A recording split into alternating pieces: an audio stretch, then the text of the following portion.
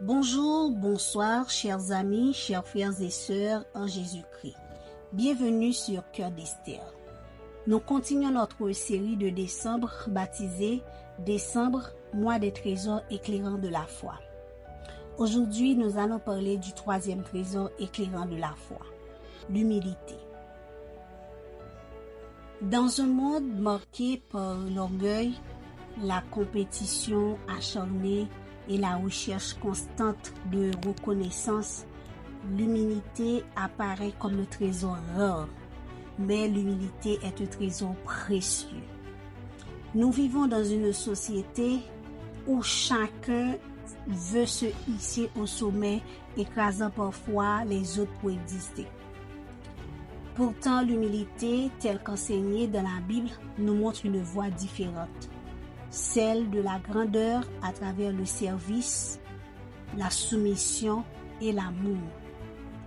L'humilité n'est pas une faiblesse, c'est une force qui reflète la présence de Dieu dans nos vies. Elle nous rend capables d'écouter, de pardonner, de reconnaître que tout ce que nous sommes et possédons vient de Dieu. Examinons ensemble 3 aspects de l'humilité éclairés par notre foi chrétienne. L'humilité à travers la foi. Premièrement, l'humilité est une qualité que Jésus a incarnée. L'humilité se manifeste parfaitement en Jésus. Bien qu'étant le Fils de Dieu, Jésus a choisi de quitter la gloire céleste pour venir sur terre dans la simplicité et le sacrifice.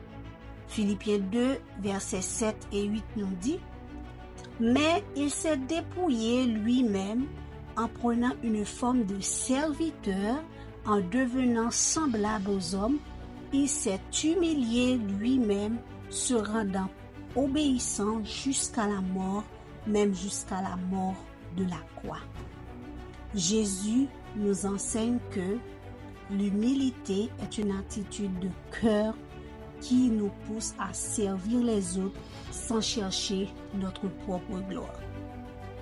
Deuxièmement, l'humilité est un chemin vers la grâce divine. Dieu accorde une attention particulière aux cœurs humbles, mes frères, chers et sœurs. L'humilité attire sa faveur et sa grâce. Dans Jacques 4, verset 6, il est écrit « Dieu résiste aux orgueilleux, mais il fait grâce aux humbles. » Lorsque nous reconnaissons nos limites, nos faiblesses et que nous nous appuyons sur Dieu, il intervient pour nous élever. Un cœur humble accepte de se soumettre à la volonté divine, même lorsque celle-ci semble difficile à comprendre. La troisième dimension, c'est l'humilité est une porte vers la paix intérieure et les relations saines. L'humilité apaise les conflits. Elle nous permet de pardonner et de renoncer à nos droits pour préserver l'unité. Proverbe 15, verset 33 nous dit « La crainte de l'Éternel enseigne la sagesse et l'humilité précède la gloire. » Un cœur humble trouve toujours la paix en se détachant de l'orgueil et des préoccupations du monde. Il sait que sa valeur ne dépend pas des honneurs ou des applaudissements, mais de son identité en Jésus-Christ. Prions ensemble. Seigneur Dieu Tout-Puissant, nous venons devant toi avec un cœur humble. Apprends-nous à te ressembler dans notre quotidien. Délivre-nous, Seigneur, de l'orgueil et remplis nos cœurs d'humilité afin que nous puissions refléter ta lumière. Que notre vie, Seigneur, soit un témoignage de ta grâce et de ton amour. Dans le nom précieux de Jésus-Christ, nous t'en prions. Amen. Chers amis, L'humilité est un trésor éclairant de la foi, car elle nous rapproche du cœur de Dieu. Elle nous libère du poids de l'orgueil et nous ouvre les portes de la grâce divine.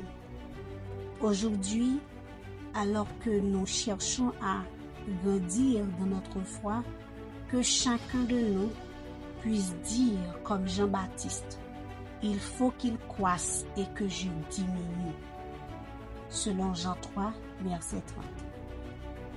Chers frères et sœurs, soyons humbles car en nous abaissant, c'est Dieu lui-même qui nous élève. Soyez bénis. Bye bye.